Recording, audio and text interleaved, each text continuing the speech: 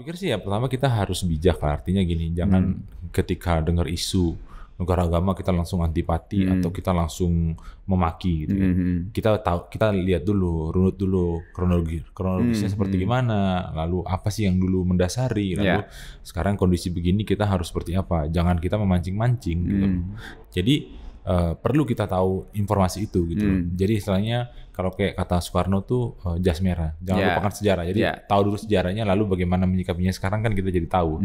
Jadi dan itu bukan jadi sesuatu persoalan yang harus kita kita khawatirkan gitu loh. Tapi kan kalau kita ngelihat case-nya kan kadang-kadang ya sebenarnya itu nggak banyak kan, maksudnya cuman kadang-kadang ada yang mungkin cari sensasi ya, ada yang memang pengen declare. Aku pas lihat ya kemarin tuh kan dia trending yang 3 itu, awalnya aku lihat ini kayaknya cari sensasi deh atau gimana gitu. Meskipun kita nggak tahu ya bahwa di baliknya ada jaringan atau apa nggak tahu kan gitu. Dan satu hal yang mungkin dikhawatirin kemarin itu Bang, jadi faksi-faksi yang seperti itu yang kecil mungkin gitu, tapi kalau akhirnya menggabungkan dengan gerakan katakanlah terorisme yang global gitu, nah itu jadi kekhawatiran tersendiri. Tapi kan saya kira sih kayaknya kepolisian dan militernya kita udah cukup inilah ya, bisa memetakan lah hal itu. Apalagi ini kan hal yang sudah sangat lama dan memang harusnya kenal sih beberapa dulunya yang mungkin pentolan atau apa ya, itu jadi ini sendiri gitu. Nah ini yang jadi apa ya, katakanlah mungkin ada juga yang punya skeptis katanya Bang, kadang-kadang bilang. Ada yang bilang ini mah cuma pengalihan isu katanya gitu. Kita jangan kadang-kadang kita juga mungkin harus menghindari yang kayak gitu ya. Jadi jangan berpikir bahwa ini mah pemerintah pengen ngalihin isu atau apa gitu. Janganlah, artinya mungkin kita jangan terlalu berpikir terlalu jauh gitu. Kita suka negative thinking ya, suzon ya. Kita suka suzon duluan dan kepanjangan gitu. Iya kan kadang-kadang gitu kan, ini mah nggak ada sebenarnya, tapi ini orangnya pemerintah jangan-jangan gitu.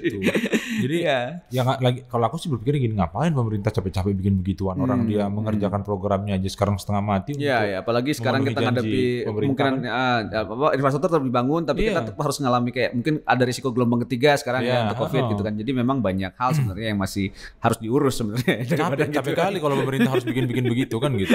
Jadi ya kita harus sekali lagi mungkin kita harus terbuka lah ya, lalu melihat ini semua dengan lebih arif lah, artinya jangan memancing di air keruh, lalu juga jangan memanas-manasi orang lain gitu. Jadi bahwa kita mungkin aku berpikir gini ya, dulu kan founding fathers kita tuh sudah bangun negara ini susah payah ya. Jadi mari kita terus juga untuk menjaga kebinekaan kita, lalu persatuan kita sebagai bangsa Indonesia, itu sih. Iya. Dan risiko untuk separatisme dalam artian ada orang yang kecewa terhadap pemerintahan terus itu di mana-mana ada. Iya, gitu kan. Di mana-mana ada itu.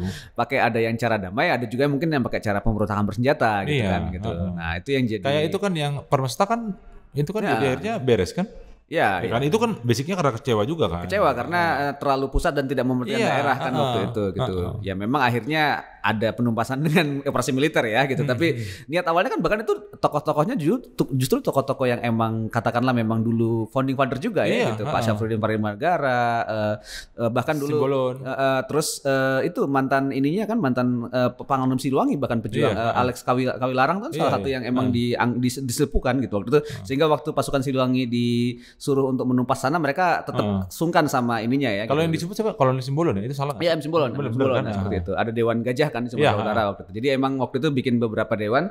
Niat awalnya kan protes dan tidak ingin jadi negara sendiri, tapi ya jadinya pemberontakan gitu. Tapi kita nggak tahu kan, jangan-jangan bisa jadi ada oknum juga atau apa gitu. Tapi ya sudahlah, kalau sejarah mengatakan bahwa itu makar, ya oke, kita mau bilang apa gitu kan. Tapi itu memang